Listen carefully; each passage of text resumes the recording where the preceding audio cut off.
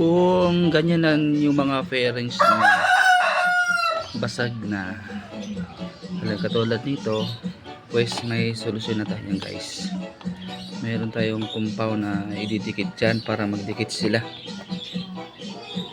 Ito, basag na guys. Meron ako nabili sa yellow basket pandikit nito guys. Ito yung sinasabi ko na compound para solusyon sa mga basag ng fairings ninyo. Ito yung guys, ito yon pang solusyon dyan, compound na ito. So papakita ko sa paano ito ipaprocess at ilagay natin sa mga basag nating fairings. So watch out. So guys, ito na yung compound guys na sinasabi ko. Dalawa to. Ang gagawin natin ito guys, i-mix natin tong dalawa na ito. At saka number 1 guys, mag-gloves muna kayo. Pag bumili naman na kayo nito guys, kasama na yung gloves nito. Ayun. Ito yung guys ha. Kasi madikit to sa kamay guys pag hindi kayo mag-gloves. Ngayon, itong dalawa na ito, kukuha lang kayo ng certain amount ng nito pa yung kasya lang doon sa paglalagyan nyo na basag. Halimbawa nung nakita nyo kanina, basag na, konti lang. So, konti lang din ang anuin ko. So guys, ito na yan. Pagkikita ko sa iyo paano gagawin to.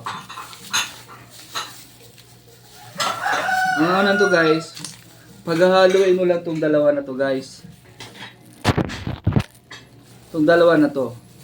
Paghaluin mo siya, i-mix mo siya.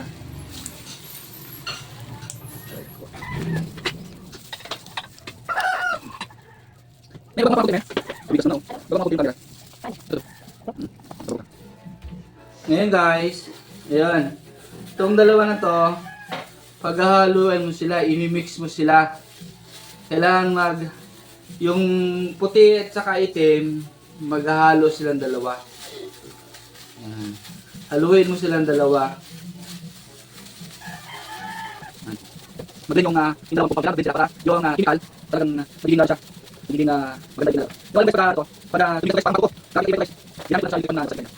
Haluin mo na sa dalawa. Lang din mix nila. Pagpapagod guys, parang ako, antibay. Kasi kailangan gamit ko na ito. Yun, sa wakas halo ko na, na-mix ko na, na-combine ko na yung dalawang compound. Ganito yung kulay niya guys. Pag na well halo mo talaga. So, didikit din natin to sa basag na fairings natin.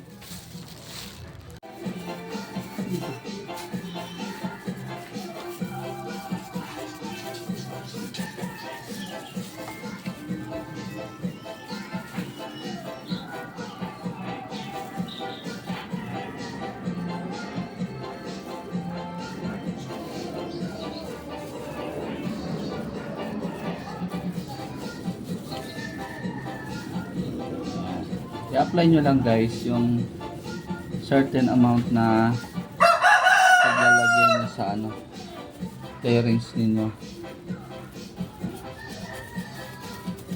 Pag tumigas yan guys, parang bato yan pag tumigas.